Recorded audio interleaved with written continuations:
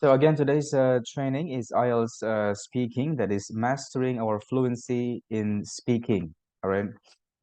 So the main objectives here are the following. First is after this training, we are expected to master the methods of answering IELTS speaking part 1 to 3, and then teach effectively the phrases used to improve fluency and coherence, and finally use effectively the phrases used to improve.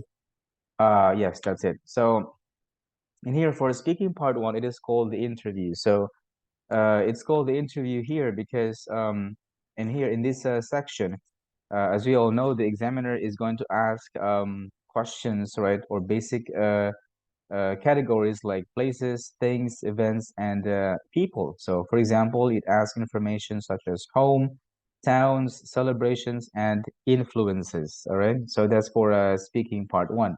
So the key thing here is that um, the same thing with listening for speaking. Yes, for speaking, okay, the speaking part 1 and part 2, the topics are all familiar to students. So the what is that? The step here is that they start with something familiar to them, yeah, familiar to students, and then goes to something unfamiliar to them. Yeah, this one. So this one for the unfamiliar topics, this is speaking part 3. Okay. However, for something familiar to them, this is from speaking part 1. Yes, speaking part 1 and 2. So which is why the easiest part in speaking are speaking part 1 and part 2. All right. So again, in speaking, for the first part, the examiner is going to ask or interview questions about places, things, events, right, and people. So here are some example questions here. For example, which place in your hometown where there is a lush garden and etc. Do you like to receive a plant or flowers as a present and so on? So the reason why speaking part 1 and part 2 is easiest one because again it is about experiences or stories. So the common question here for many students is that some questions are not familiar to them. So how do they answer the question? This is the common question that you may encounter when teaching. So how can we answer the questions that are not familiar to us? Okay, so like this. The questions that we haven't had any experience. All right. So this is the some of the common questions they ask me, and then I would say that the main strategy here. So for example, I had this one student, and her question was about taking the people in the bus, the people she met in the bus. All right. And she told me that she hasn't had any experience about taking a bus, all right, or even talking to people. If she had, she hasn't had any experience about talking to people inside the bus. So that's zero experience, all right. So in this case here, um, my answer to this one is that I would tell them that we should be like honest again. So this is the key thing here. So for example, if she doesn't have any experience about taking a bus or speaking to someone in the bus, all right, so she would say, for example, well, actually, I haven't had any experience about taking the bus, or if I had, I haven't had any experience of talking to someone in the bus.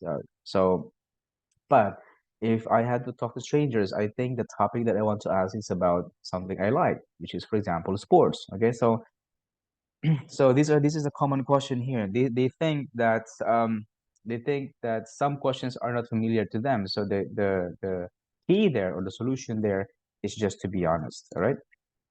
So that's it. So just experience. It is their story, and then they just have to expound the answer. That's for speaking part 1. Yeah.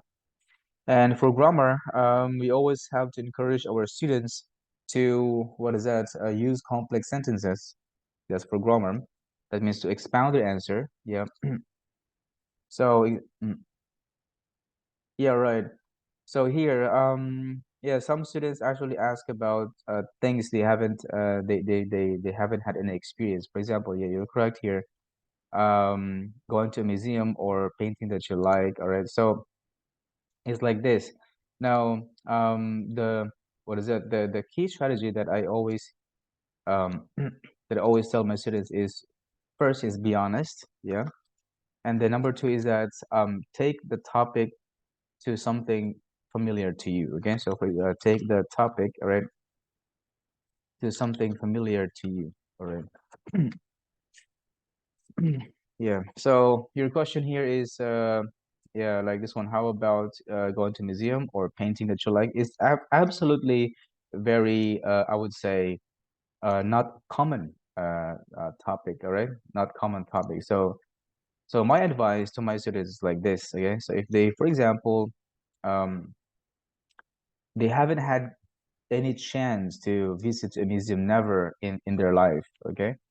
um Probably they haven't, let's say for example, let's say a museum. Okay, so if the students haven't had any experience about visiting a museum, but probably, okay, but probably she has probably he or she has read science museum or history, yeah, read history, yeah, or she has visited historical site, okay, maybe, okay. So maybe he or she has read history from books from schools. I think this one is read about history, maybe from books or schools. Yeah. So read history from books or schools. I think this is very common because everyone goes to school and we study history, all right? Even when we were young, we read we have classes like history or even science, okay, and they showed us about history, right? Or maybe the student has experience about visiting the historical sites, okay, or maybe has watched a movie, what is that, a documentary maybe, right? A documentary or a short film, not really documentary, but maybe a short film. Short film here probably lasts for lasts for 30 minutes. Yeah, so has watched a documentary or a short film, for example. So this knowledge that she has, okay, or that he or she has experienced at school or visiting a historical site or watch a documentary or a short film, right? So these are closely related. These are, I would say again. So these are closely related to museum, where in museum we can find their historical artifacts, okay? So if you talk about, for example, a historical museum, okay, or science museum, all right, yeah. So in these museums, we can find their historical artifacts or remnants or ancient discoveries or ancient tools, for example, okay. And with this knowledge here, right, with this knowledge here, the student, okay, he or she can pick any of this knowledge from what she has gained from school, maybe visited a site or has watched a documentary or a short film. All right. So, for example, the question is like, have you ever gone to the museum? And she would say no, because in my life expound. Okay. I haven't had any chance to go to museum, but I read a little about history, for example. Okay, that's it. And if that is the question about for example, this is a speaking part two. So he or she can choose, okay, can choose any of these knowledge she's had, okay, or she experienced while she was at school, while she was visiting a site, or while she was watching a documentary or a short film, and then use that experience to talk about going to museum. So, for example, you would say, "Well, I haven't gone to any museum. I haven't had any chance to go to any museum, but what I can tell you is a short film or a documentary about the like history of, for example, the Philippines. Okay, and in this documentary, it's called like this and like that. Okay, so It's like, because what you see in museum, for example, in a historical museum or science museum, what you see there are ancient artifacts or remnants, okay? All right, or you can see there what is that? The prototype objects. Again, so if it's science, for example, if it's discoveries, for example, so you can find there some prototype objects, for example, or prototype things. All right, so they can use this knowledge to talk about a certain topic. Okay, so that is why I would say here that it's the easiest one, because all we need to do is to use their experience, all right, to talk about that topic. Now, if they haven't had, another example is that my student haven't had gone to any party, like big party, such as wedding or any big party. She has just attended. I'm not sure, but in here in Vietnam, party is not very popular. I mean, during birthday, they just have a simple cake for birthday celebration and some guests, but it's not a party. It's not a birthday party. All right, so at schools, maybe they have some celebrations like ceremony, but it's not a party, okay? So, and that's it. And maybe here they have a wedding party, yes. They also have like, yeah, but she hasn't gone to a big party, so so that's it. Now I told her that if you haven't had gone to any party, for example, so you can talk about maybe a wedding celebration that you know, or maybe a movie that you have watched that has wedding celebration in there, or a story or magazines or comic books that you have read, which has again contents about having a party, and what do you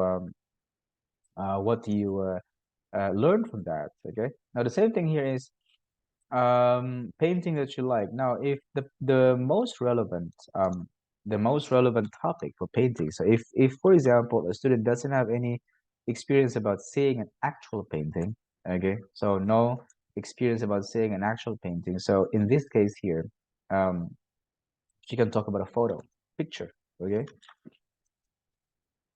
A picture is everywhere, okay? It can be a family picture, okay? Yeah, it can be a family picture on their trip, all right? Or if not a picture, it can be a drawing, okay? From a simple drawing from maybe from a friend or from a brother or from a sister, okay? A simple drawing of themselves, all right? Or maybe her classmates draw her face or her body, for example, all right? Or her, not body, but her figure, and it's a drawing, all right? So that's a closely relevant topic, closely related topic. So for example, for example, yeah, for example, she would say like, actually, I haven't seen any actual painting in my entire life, because I haven't visited again to art gallery. So paintings are found in art gallery. But what I'd like to talk is about a family picture. Right? It's a beautiful picture, and um, I think it's equally beautiful to a painting, for example. Okay.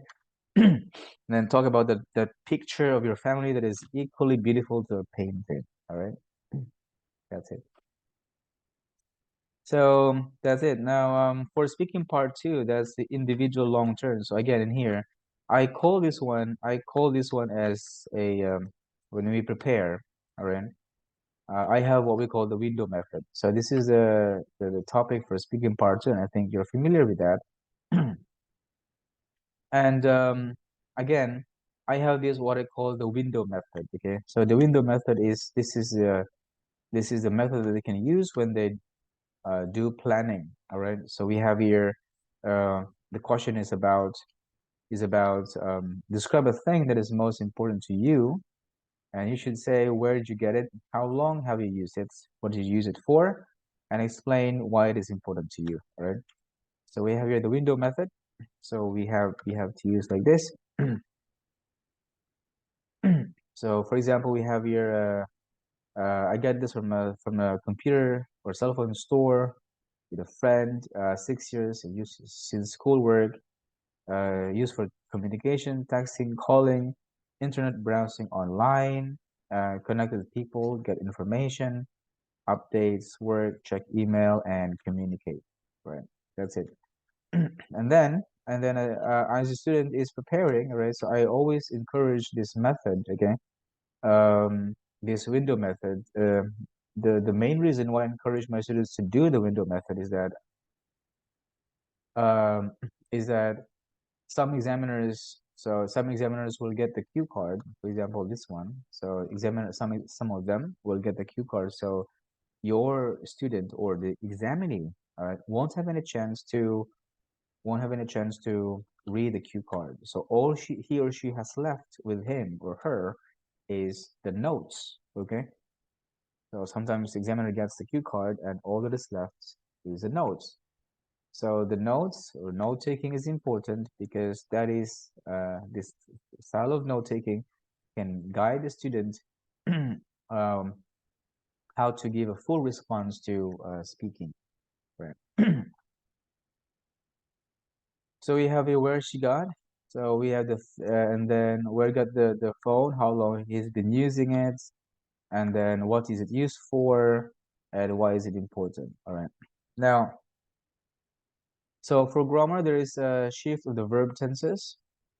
That's basically very important. So the student must know some basic grammar tenses, which covers the simple tenses, the progressive tenses, and the perfect tenses. All right, and then descriptive words. This is one thing that I always want to encourage my students. Now, as even when they start learning at beginner what is that? Like beginner level, okay? So even if they start at the beginner level, they can what is this? Use this very powerful descriptive words. We have here adjective plus noun, all right, or adverb, verb adverb, yeah. Yeah. So I will always encourage them to use them even when they start at the beginner level until they go advanced, right? Because these descriptive words will always add clarity. So we have an adjective, noun, verb, adverb, or we can also use adverb, adjective, right? Yeah, yeah, yeah. So in here, these are the three things that I want them to practice slowly because this is the fundamental what is that? Fundamental I would say approach to making their uh, answer clear. All right. So using adjective plus noun, verb plus adverb, and adverb plus adjective. Okay. So it's pretty common. It's fundamental. For example, we have here expensive mobile phones. All right. Um, what is that? Think consciously whether we should buy it or not. Okay. So yeah, think thoroughly. All right. For example, yeah. So if the topic is about phone, we have here, for example, expensive, okay, mobile phone. Think thoroughly whether we have to buy it or not, okay, and then and the phone is extremely useful, all right, useful as adjective at work, okay. So in here, basic pattern, but if they use this more repeatedly, I think they can master this until yes, until they reach the advanced level. So even when they're at the beginner level, I always encourage them to, or we should always encourage them to use here adjective, noun, verb, adverb plus adjective. Yeah, always. Even in speaking and writing. So this is for the descriptive words. Yeah. Now for speaking part three, yes, this is a two-way discussion. So that means there's a method to answering speaking part three, and I call this method as PREE. This one, okay, paraphrase. So we need to paraphrase the question. Now for speaking part three, again, this is argumentative. Okay, so if this is argumentative, this is argumentative questions. All right. Yeah, so I think Grace, you have experience about teaching speaking, all right? So yeah, so this is argumentative.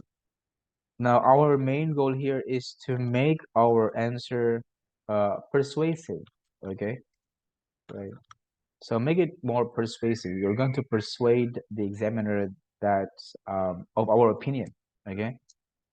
Is that we stand that our opinion is right, okay? So we need to persuade the examiner. Now, to do that, to persuade or to have a persuasive answer, right, or to get a more persuasive answer, I have this formula called PRE.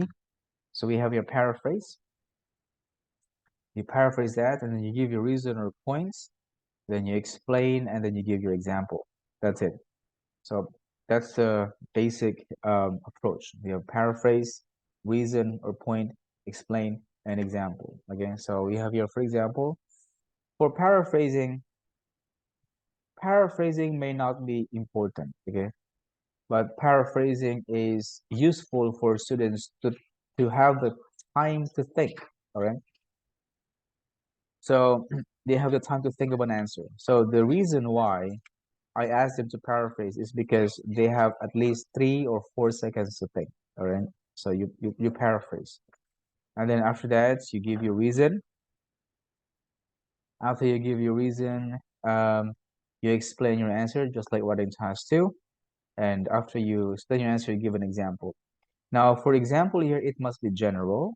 So my students ask me, teacher, what is general? It means that a fact that can be generally observed. So this means that there is no personal experience used as an example. Okay, so using personal experience as an example is extremely, I would say, not very convincing answer.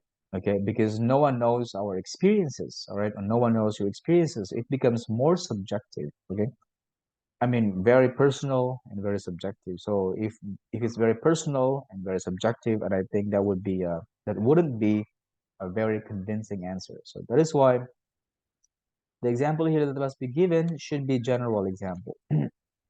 So, for example, the paraphrase, should people have to own a luxury device? So I believe that not all people should get an expensive gadget. So the synonym for luxury is expensive, and synonym for device is gadget. Okay, so we see here the synonyms. So when we paraphrase, we have to use synonyms. So we have here, yeah.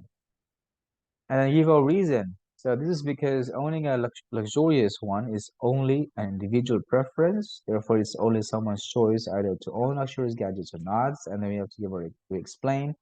To explain this, there are people who would like to own a luxury device because it is one way for them to reward themselves after working hard. However, there are also some others who want to own a very expensive gadget to keep up with the trend, right? For example, some people buy expensive smartphones as a stress relief and a means of motivating them to work harder. Okay, so we when we have this structure, right? The approach or the what is that? The answer is convincing. All right, so and that would make your students' answer more persuasive. Okay.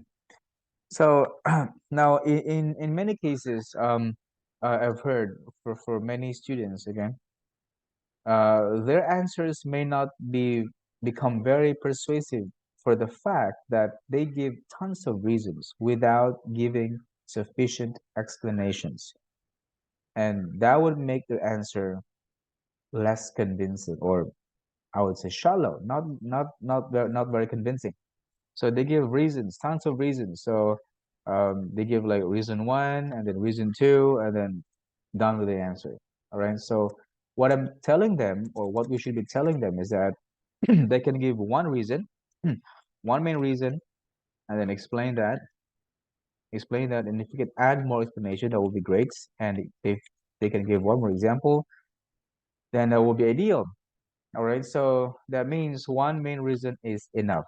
All right. Unless the question there asks for advantages and disadvantages, like more than one main reasons. Okay, So unless the question asks with more than one reasons, okay? So it asks you about advantages or disadvantages, problems and solutions, etc. Okay, that's it. So that's the overall for IELTS speaking. Now, now the next part here is the next part here is mastering the contents in speaking. So how should we master the contents in speaking? Now, in some classes, some students have problems with pronunciation. Yeah. So now there's a difference between pronunciation and accent. Okay. So basically, pronunciation is essential for speaking. So let me show you why it's important. Okay, because pronunciation here covers a range of features. All right. So in speaking, we are graded with the following. So first of all, yes, I think Grace, you know that one. So you're graded with the fluency, FC, and after that, lexical resource or vocabulary. So this is the logic, and this is the vocab, and this is the grammar, range of grammar, and this is the pronunciation. Yeah, that's it. So in here, if we check that if the answer is completely unintelligible because the pronunciation is, let's say, for example, you'd be teaching not Filipinos but other nationalities, okay, with a very thick local accent, for example, or local accent. So if in case that you'll be teaching uh, the second language learners with very thick local accents, we need to try to fix first their pronunciation. Yeah, because why is that? Because again, a band two for pronunciation is the speech. Yeah.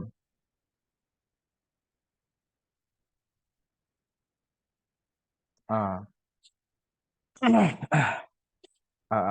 okay, okay. Mm. Right. So again, yes, we are graded in the following things here for speaking. Okay. Mm.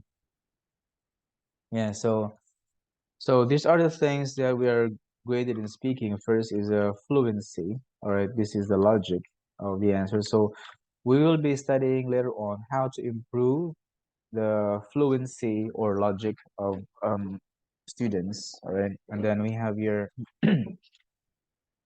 CC. So this is fluency and coherence. Yeah. Or logic of our answer.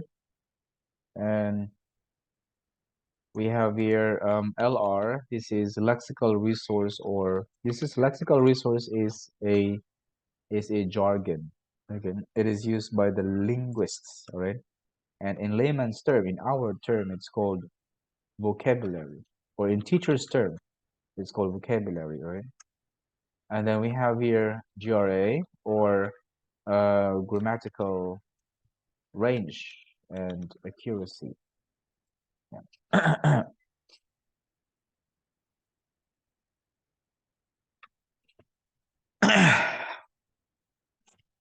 Mm. So we have here grammatical range and accuracy. So if you notice that grammar here is should be in wider range, all right, and accurate. So if they want to get a score of 7, the grammar here should be wide in range and accurate. So if you say wide in range, that means they have mastered the basics in grammar, which are the tenses. The tenses is the fundamental grammar, of course, because that's the way the students can start talking about the past experience, the present experience, and the future experience that they want to have. Okay, so the tenses is the most fundamental I would say, fundamental aspect in grammar that they should learn. Yeah, the tenses. And many of the students in level 2, level 1, they can make serious mistakes in grammar. And lastly, we have the P, or pronunciation, right? Yeah. So pronunciation matters a lot. Again, if you're teaching uh, IELTS to second language learners or any non-native speakers, except for Filipinos, I believe Filipinos have a clear pronunciation. Yeah, I believe that. So it's not from my experience. Okay, yeah. So generally, from my experience, we don't tackle much about pronunciation. But when you, for example, teach other language learners that have a very thick local accent, okay, so pronunciation must be paid a lot of attention. Okay, first, okay, alongside with grammar. Okay, so again, pronunciation should be taught first alongside with grammar. Okay, so why is that? First of all, when the speech is completely unintelligible, meaning cannot be understood, then the band score that the student can get is 2. So 2, okay, out of 9. So that's pretty low. Now, even though your student has extremely, I would say, appropriate vocabulary, he or she has used vocabs like high-level vocabs, okay, but the words are unintelligible because of pronunciation barrier. So in that case, if the speech is unintelligible, it is considered not having an answer at all. I mean, of course, if you don't understand, how can you, if the speaker doesn't, if the examiner doesn't understand, what score can she give? Okay, what score and logic can she give? Nothing. All right. So it's basically nothing. So if you listen to this example here, I have an example here of a student, all right, whose speech is almost completely unintelligible. And if you listen to the speech, like almost like there's almost nothing about what he's saying, right? Um, like hard to comprehend. All right. So let's try. Try to listen to this part here. Yeah. So this speaking test is recorded. I want you to speak louder. Okay. Okay. So good day. My name is Joe, your examiner today. Can I have your name, please? My name? Can I have your name, please? Okay, my name is Ben. Yes. Where are you from, Ben? I'm from Vietnam. Yes. Do you work or do you study? I'm studying. You're a student, right? Let us talk about places of natural beauty. Does your country have a special area of natural beauty? Yeah. Can you tell me about it, please? Natural beauty is the Hạ Long Bay. Hạ Long Bay, Sơn Đo Cave, or Phú Quốc Island. Right. What do people think about it? When everyone get to Phú Quốc Island or Hạ Long Bay, or they feel it very cool and it's very beautiful. It very they think it very beautiful and very beautiful and very big. Right. All right. And if you move to and they think now. You have 1 minute to prepare for the answer. One minute to do it. 1 minute to do it. Okay. And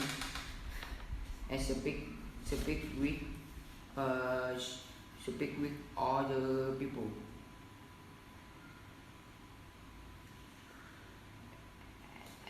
I want to.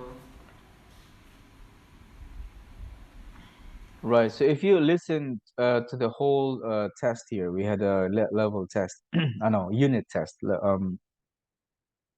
Speaking part one, part two, and part three, and I think this is our level one. Yeah, level one class, IELTS level one class. So the student has unintelligible pronunciation. Okay. So I am a teacher, so I could understand. Okay. Um, I'm trying to decode his answer. Okay. So I'm trying to decode his answer. All right. So to understand, but for during the real exam, so during the real exam, the examiners will never decode your answer, never, again, because they will understand your answer as it is, as they understand as native speakers, not that they have to understand as teachers, but as native speakers, because that is a purpose for speaking. You must be understood, or the student must be understood as by the native, not by the English native speakers. All right. So, for example, he said the word "island." It's not. I think he meant island. Okay. So island. So many of those words are completely unintelligible. So therefore, if even though that student understood the question, which is he understood my questions, all of my questions, even the topic in speaking part two, but could not make his speech understood. So therefore, if the speech is not understood, that means there is no message that has been conveyed. Okay, so it is the same as not having the message being conveyed. All right, that's number one. So for band four, we have here uses a limited range, very limited range of pronunciation features, and they attempt to control the features, but lapses are very often, and mispronunciations are also often and cause some difficulty for the listener. That's four. So again, no matter how they have improved their vocabs, if their pronunciation is unintelligible, then it's considered a four, or the score is four. All right. Now, what are these pronunciation features? Okay. So again, hence, regardless of the level of vocabulary of your student, the range of and accuracy of grammar use and the level of comprehension they have when the spoken language is unintelligible and causes difficulty for the listener, and the rest of the criteria for speaking will be meaningless. All right. So yeah, cannot get a score of five in your. You cannot get a if someone's speech is unintelligible, you cannot get a score of maybe five in fluency because it can hardly be understood. The vocab is not clear. For example, island. What is island? Okay, it's island. Okay, so it's considered not a word. There is no island. Okay, for a word. And then well, grammatical relation and accuracy. Well, that can be considered, but here again, pronunciation matters a lot. Now, let us not confuse the difference between pronunciation and accent. They're not the same. Okay. So what covers here the pronunciation? These are the things that covers pronunciation. Number one, sounds. Okay, sounds. We have learned in school about different sounds. We've been using the IPA sounds, or International Phonetics Association. All right. So we have the S sound, the R, the O sound, etc. We have the vowel sounds and consonant sounds. Okay. So again, for sounds, yes, we have the vowel and consonant sounds, and it should be strictly um, practiced. Okay, yeah, and yeah, even for some Filipinos, we also have some difficulty with the some of the sounds, some of the vowel sounds, like the consonant sounds, like the p and v, f. Okay, so we interchange the p and f. All right. Then another feature for pronunciation that covers is stress, okay? Syllable stress and sentence stress, okay? For example, there is a difference between permits and to permit, a difference between a present and to present, a difference between a record and to record, right? So that's syllable stress. All right. All right. And we will not say island, but island. Okay.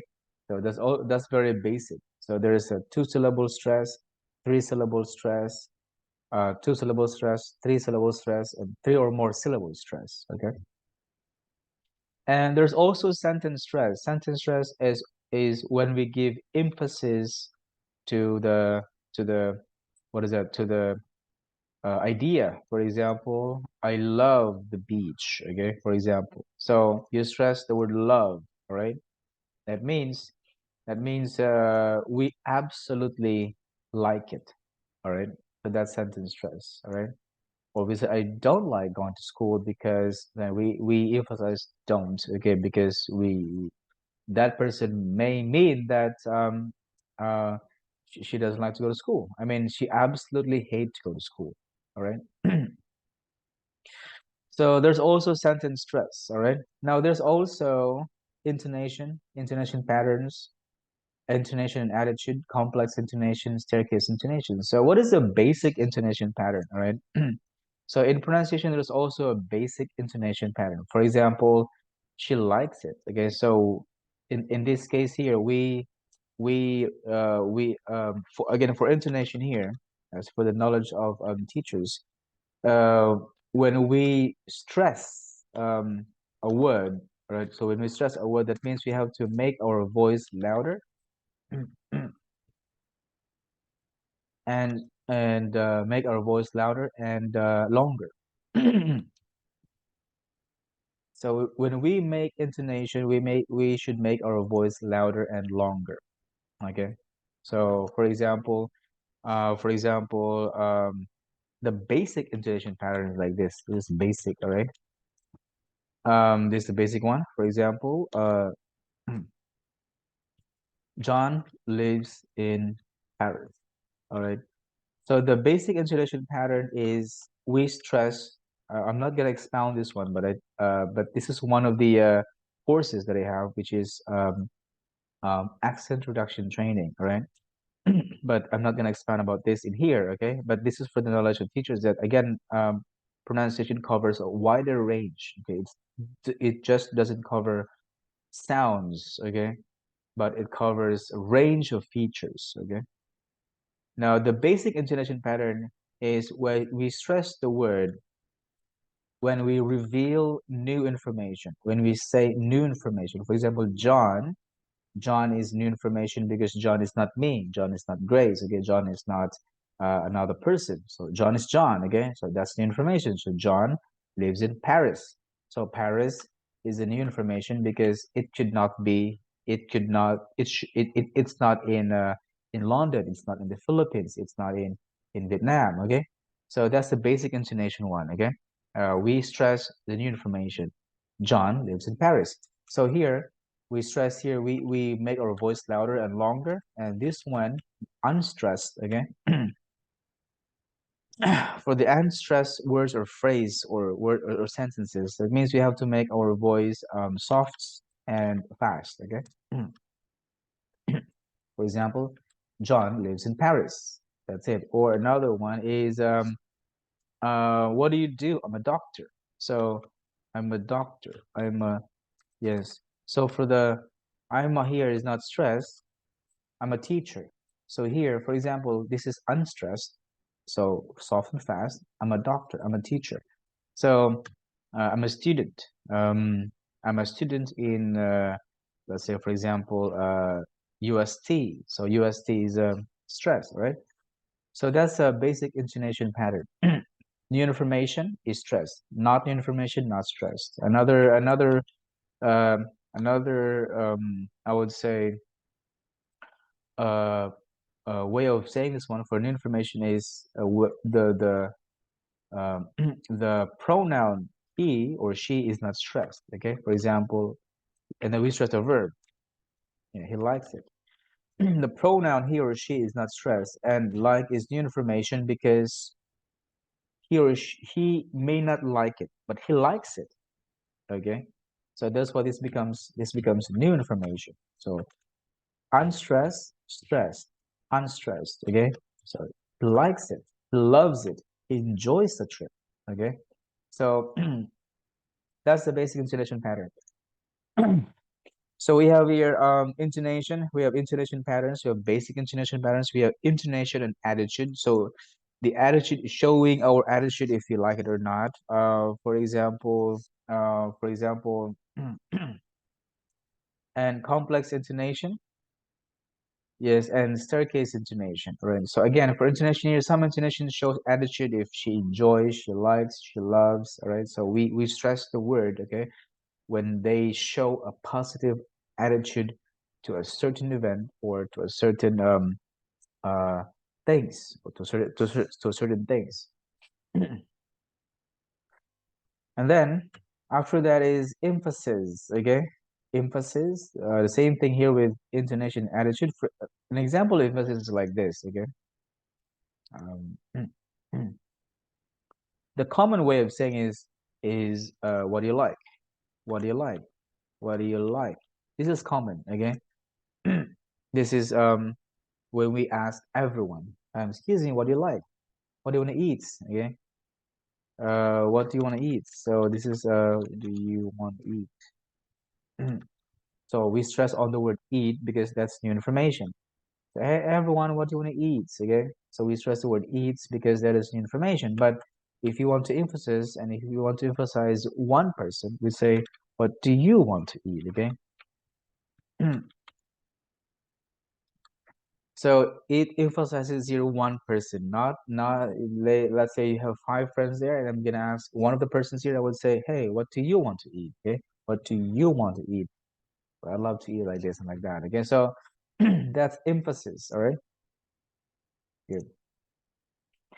So we have emphasis. All right, so that's another feature for pronunciation. Another one is pausing. Pausing is absolutely important. Okay.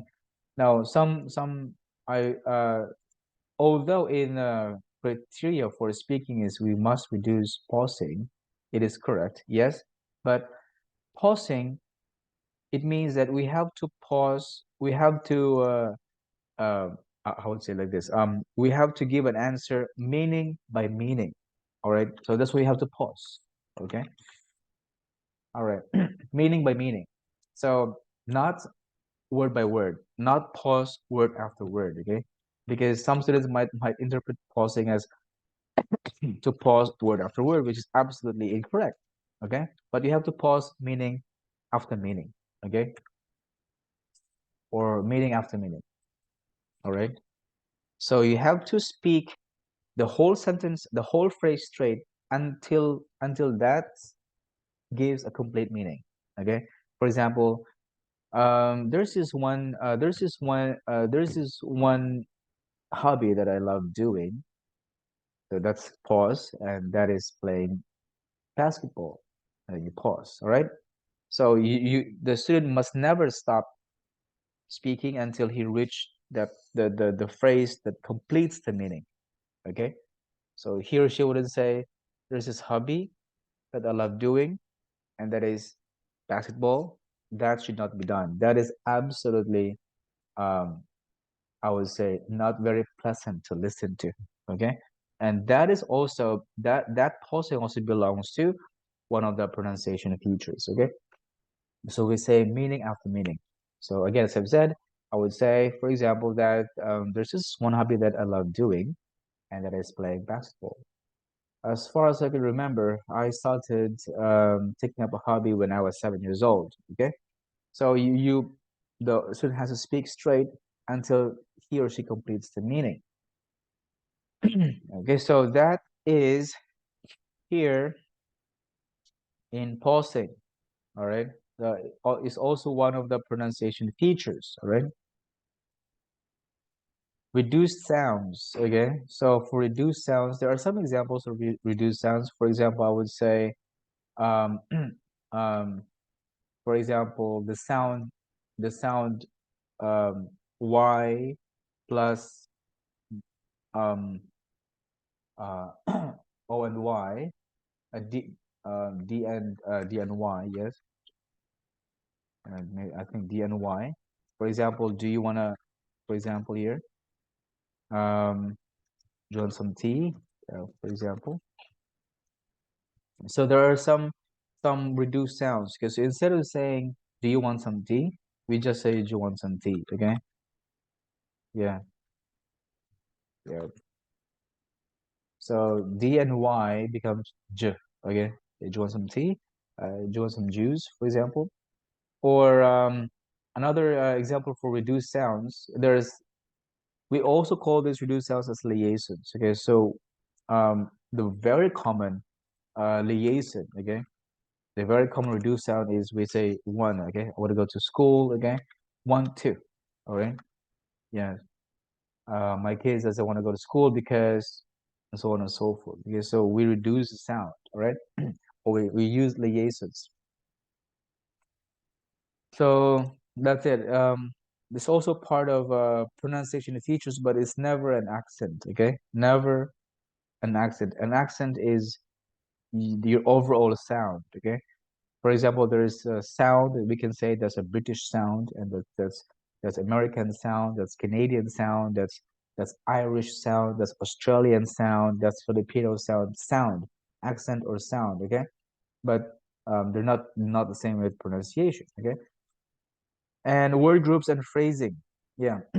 So all these covers pronunciation features. We have word connections and liaisons. Now, um, some students, for example, wish to get a score of 8 in speaking, right? But some of them could hardly get a score of 8 for in speaking because in order to do that, we have to at least master all kinds of these pronunciation features with wider range and flexibility.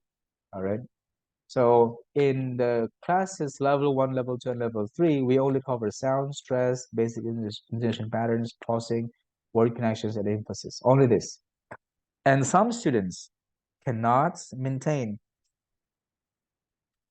Uh, Many students can only maintain sounds, stress, and pausing. The rest they couldn't. So that is why some of them can get 6.5 in speaking or 6, all right, but hardly get a 7, right? Because again, they could not keep all right, of these intonation patterns. So as I've said, or as I've said earlier, that we are graded with um, range of range of pronunciation features. Yeah, that's it. Okay, so these are examples of sounds. We have the E sound, the U, and the U sound, and we have the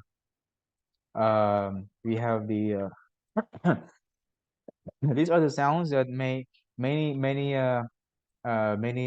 let's say um like most common difficulty for Vietnamese, right? So, but for Filipinos, if you're teaching Filipinos, you can actually modify. You can also modify your lessons that would fit their need, okay, for a certain pronunciation feature.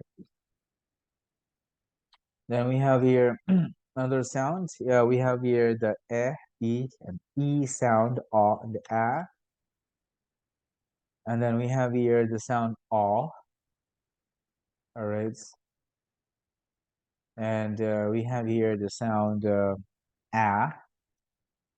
Okay, so again, these pronunciation sounds that I have made here, um, they are what is that? They are the sounds that many of my students here find it most difficult. Okay, the th and the sound, the voice and the unvoiced th, and then we have the voiced th. So you can if your students, for example, has some problems at pronunciation, so you should identify which problem he or she has. The mother sued. Which problem he or she has in pronunciation, and deal with that. Okay, make lessons suitable for them. Okay, so we have these are stress. Okay, nouns and verbs. We have your present and present. Okay, we have protest and protest, etc. progress, and progress. And then example sentences here to practice. So from my syllabus there is lessons for pronunciation, or there are lessons for pronunciation, but again, those pronunciation features are designed for students in here who have found it most difficult to to uh, um, to say, right? And the common one is we have these stress, all right? This is the stress, and then we have, for example, a permit and to permit, all right?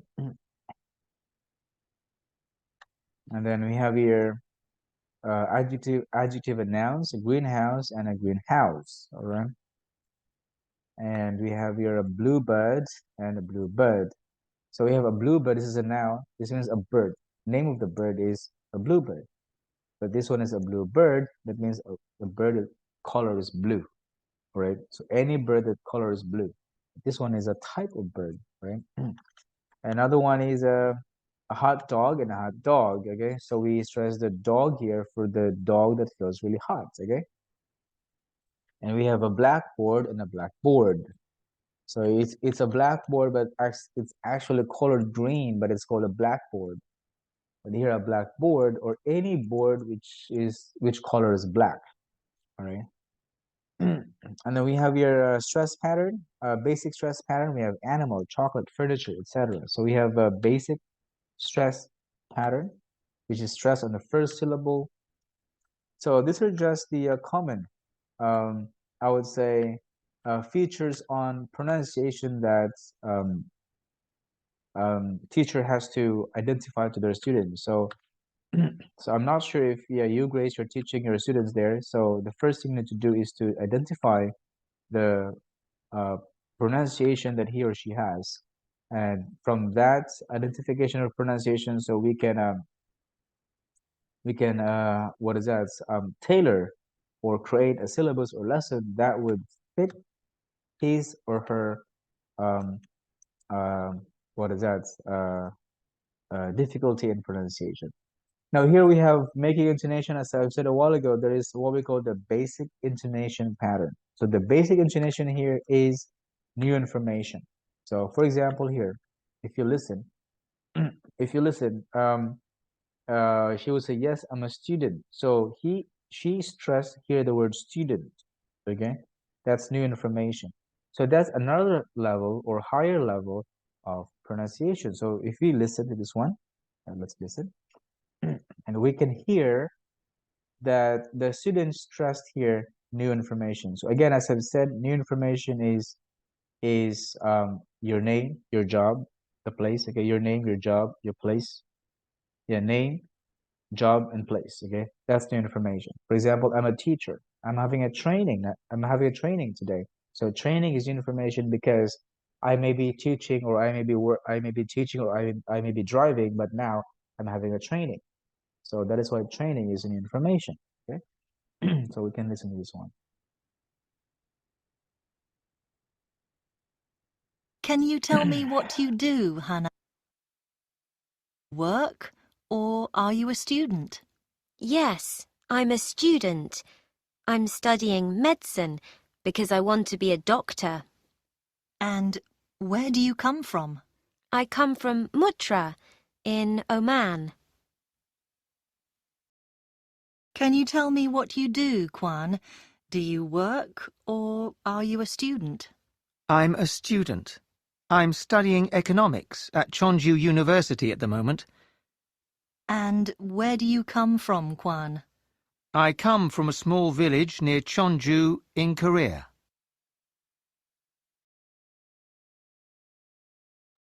So as you can see, all right, so the stress here is I'm a student. I'm studying medicine. So I want to be a doctor, all right, from Mutra in Oman. And I'm a student. I'm studying economics from Chonju University at the moment.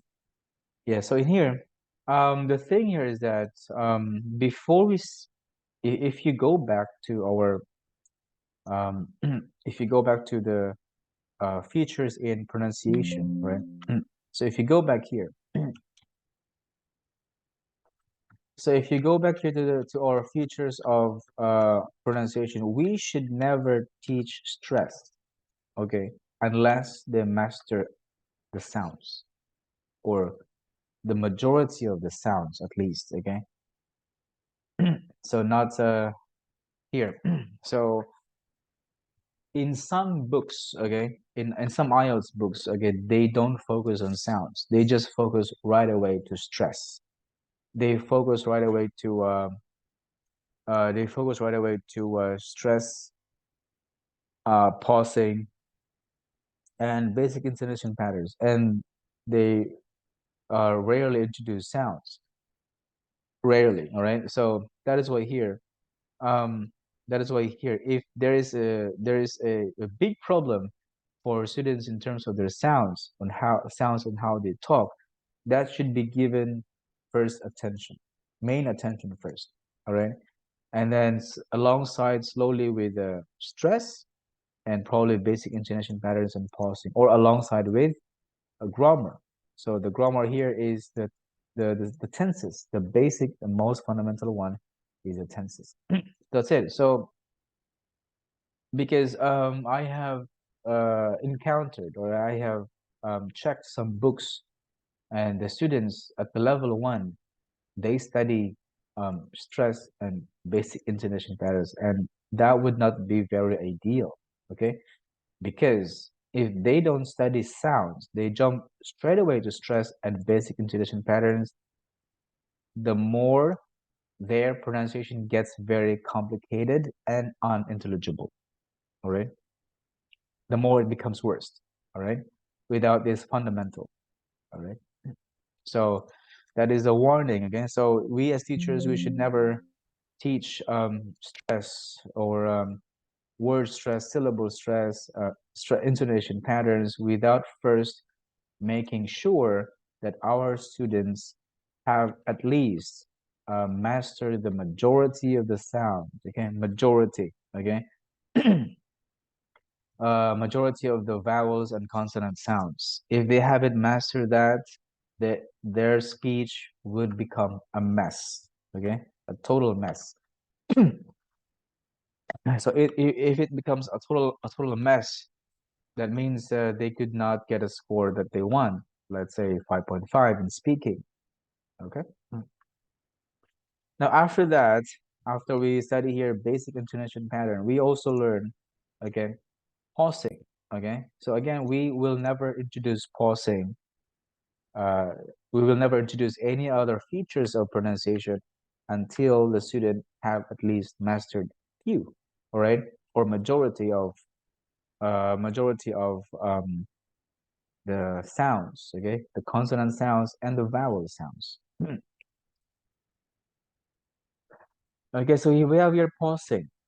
So we have here pausing again. We have to speak straight until we finish, until we get the meaning. For example, I've had this camera for 2 years. My parents gave it to me for my birthday, okay, when I was 18. Okay, so let's listen and let's see how pausing is done. I've had this camera for 2 years. My parents gave it to me for my birthday when I was 18. I didn't ask for a camera, so it was a complete surprise, but it's been really useful. Right. So that's the importance of pausing. We pause meaning after meaning. All right. For example, she said, I've had this camera for 2 years. My parents gave it to me for my birthday when I was 18. I didn't ask for a camera, right? So it was complete surprise, but it's been really useful, right? So that's the purpose of pausing. So again, we should never teach pausing unless they have mastered sounds. Now, I'd rather teach my students grammar and vocab and sounds, and not on pausing. So some of my classes, if I check that students haven't improved yet in their sounds, I skip the pausing because it is not going to work. All right. So I keep I skip teaching them the pausing and focus instead on vocab and sounds. Yes. The main vocab, as I've said, the main vocab there is adjective, noun, adverb, verb, adverb, and so on. So here's the example of pausing. This one. Since I got the camera, I've carried it with me everywhere I've gone on holiday. For example, in July, I went on holiday to Denmark and Sweden. They're lovely places, and in summer, it's still light at midnight, so I got some great photos there. Right. So here, yeah. Since I got the camera, I've carried it with me everywhere I've gone on holiday. For example, in July, I went on holiday to Denmark and Sweden. They're lovely places, and in summer, it's still light at midnight, so I got some great photos there. So that's it.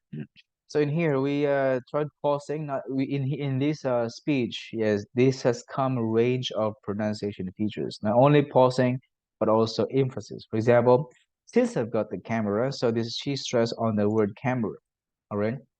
So since I got the camera, I carry with me ever gone holiday.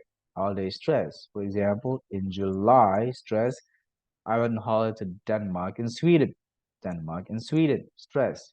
They're lovely places, also stress. And in summer, she stressed that it's still light at midnight.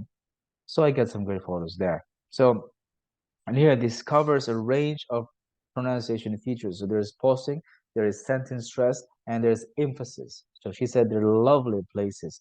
So this covers all pronunciation features. except for liaison and word connections. Here's another example here of pausing. Yeah. Pronunciation. I'd like to talk about a holiday which I took in 2005. It's a holiday that I remember very well because we had such a fantastic time. I went with 3 other girls who were all friends of mine, and we still talk about this holiday today. So if you check here, yeah, there's pausing. If you listen again. Pronunciation. I'd like to talk about a holiday which I took in 2005. It's a holiday that I remember very well because we had such a fantastic time. I went with 3 other girls who were all friends of mine, and we still talk about. Yeah. That's it. So as you can see here, not only that they have this pausing, but there's also, as I've said, a range of pronunciation features which is stress. So I'd like to talk about a holiday which I took in 2005. It's new information. It's a holiday that I remember very well. So as you can see, we should never stop until we finish the meaning after meaning. All right. So because we had such a we had such a fantastic time.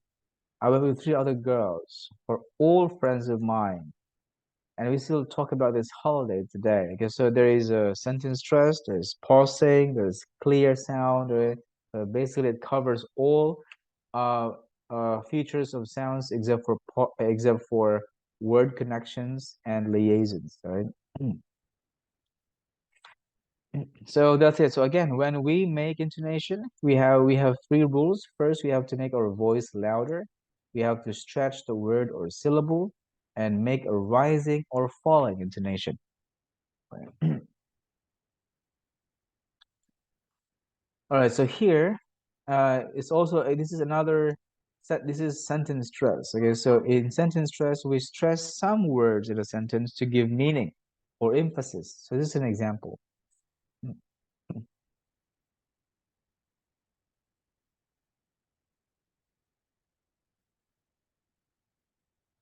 One.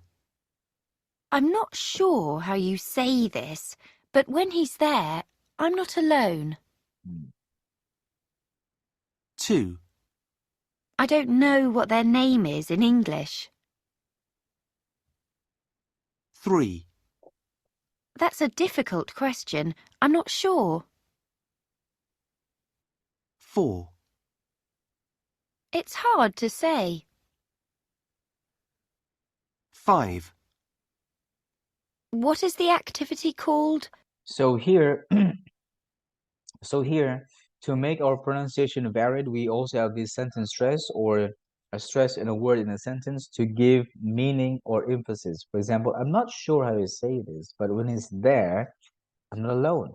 So when students do that, it adds more meaning because it projects emotion. All right, like it projects emotion. So when there is sentence stress, it adds meaning to the answer because it projects emotion. All right, so if there's an emotion, there is more meaning into that. Okay, so for example here, I'm not sure how you say this, but when it's there, I'm not alone. And then I don't know what their name is in English, right? So again, the main purpose for sentence stress is projecting emotion. All right, so we add not just words and understanding, but we also put there an emotion there or add emotion there by giving emphasis to a certain word or words in a sentence. Okay, so that also covers the range of pronunciation features. All right. So next one, another sentence stress. All right, so this is basic one. If you listen. 1,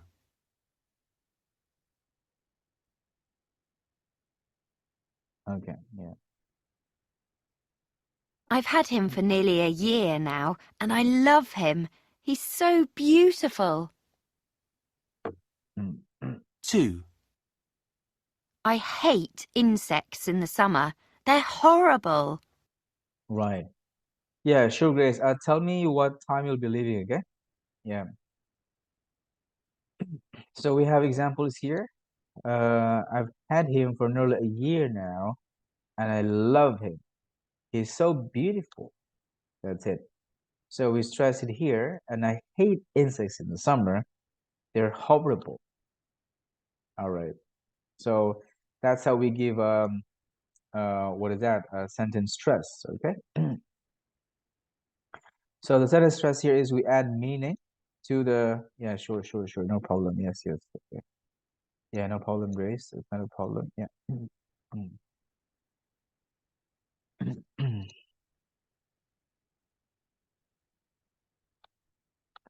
Okay, so the next thing here for pronunciation is linking and pausing. All right.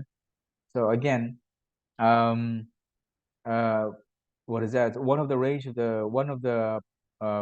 of pronunciation features is linking and pausing. Right. So for example, here we link two words. Okay. For example, here, yeah. 1. A triathlon's a multi-sport event, but rather a hard one. 2, As for when I'd take part in it, I'm not sure. 3, I'm actually looking forward to the triathlon. Right. So here, yes, a triathlon is a multi-sport event, but rather a hard one. Okay, so here, rather a hard one. So we remove the R, the silent R, rather hard one. So instead of saying rather a hard one, rather. So it's like we connect two sounds, two words. We connect two words. So for linking, that means we connect. Yeah, we connect two words, right? We connect two words to make a single sound.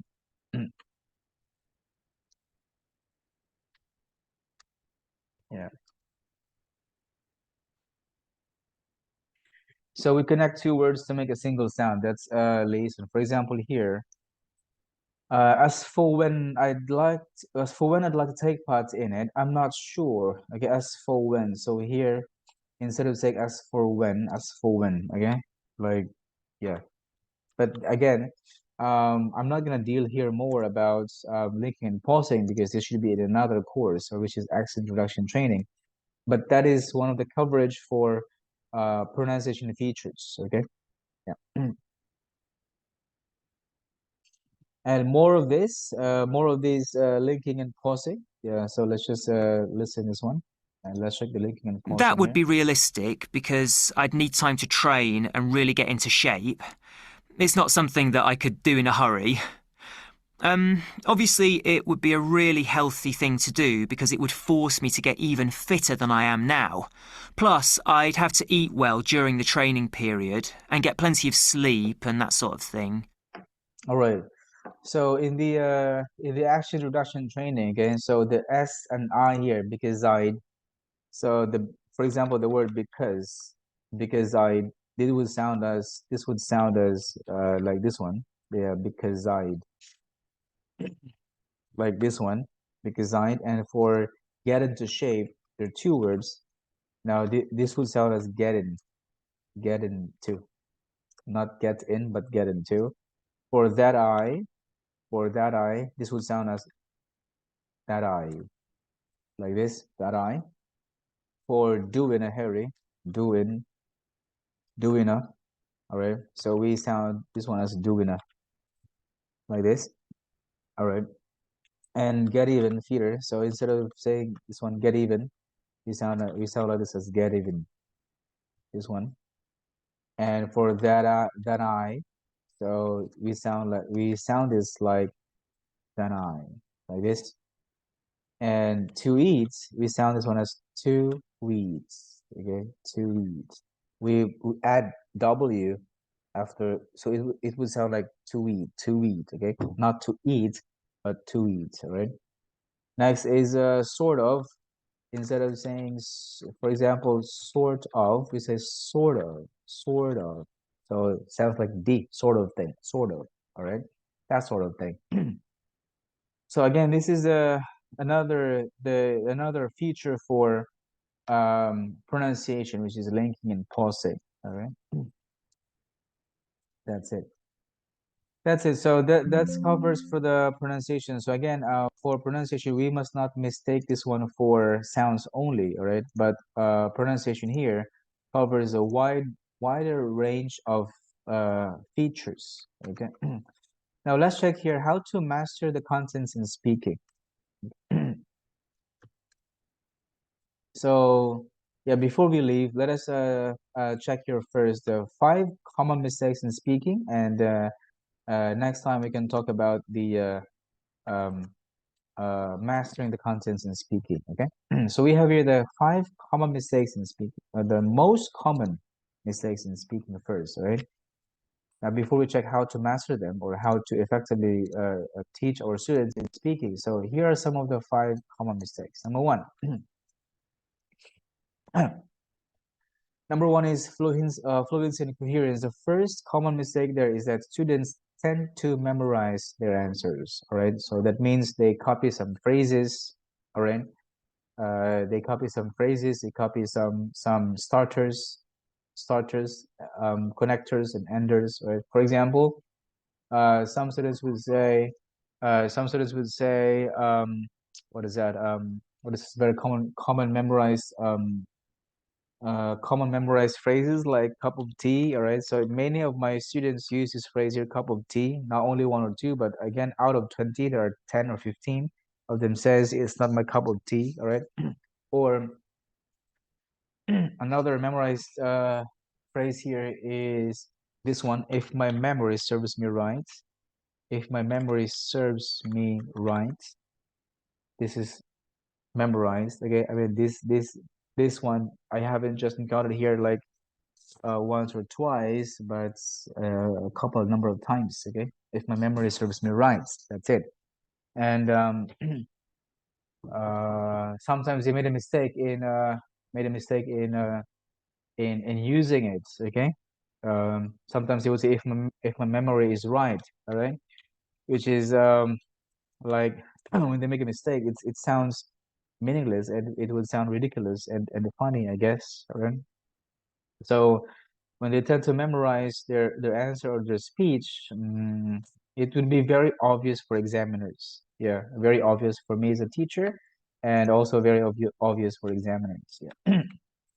Next, next mistake they have is very short answers. All right. For example, the question is, can you tell me about the food that you know how to cook? You will just say, I can cook omelet. That's it. There is no expansion or expounding of answers. That's sort of show hesitations. meaning showing that they're not sure of the answer. Now, hesitations can also be recognized with the tone of your voice, okay, or the tone of your student's voice. For example, last summer I went to Da Nang, for example. So there's always what we call as question intonation. Yeah. So there's always question intonation, and they show hesitations. Next is long pauses, self-correction. So they change their answer too often. They change the grammar too often. For example, I go to Da Nang. I went to Da Nang. So they change the grammar too often. Okay. My father is a doctor, and she is very active. I mean, he is active. So from she changed to he. That's very common. Okay. And then you can spot there tons of self-correction from the student side. Yeah. Then we have here not fully understood the question. So they give you the different answer. They pretend they understand the question, and then they give you the wrong answer. I mean, not the wrong answer, but they give you the answer that doesn't answer the question. All right, or even not relevant to the question. Okay. Then fillers, as, so these are common mistakes. As,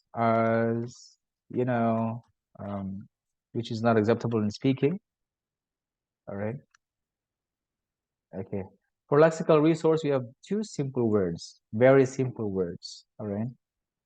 And not able to paraphrase. Words are not used appropriately.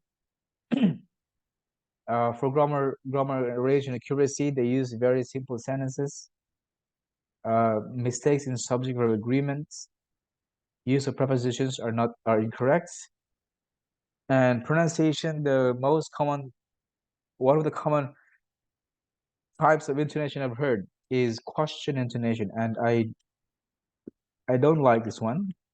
Not very pleasant to me and even to some examiners, because question intonation shows that you are not sure of your answer. So again, for students, when they use question intonation, this means that they're not sure of the answer. Okay. Because it's always a question. For example, do you work, or you're a student? I'm a student. I'm a student. All right. So that's a question. Okay. I'm a student. I study at blah blah university, and there's always a question at the end. So that would imply that you are showing you are not so sure of your answer. Okay. And then vowel and consonant sounds, which is very clear, as we mentioned earlier. They must first master the vowel and consonant sounds. Okay. Word stressed, reduced sounds. For example, country should be pronounced as country, not country, but country. Right. That's it. So yes, before you leave, Grace, I'll entertain some questions from you. Okay. So from here, since we have this speaking, right? So what are some of your common questions that you'd like to ask before you leave? Yeah.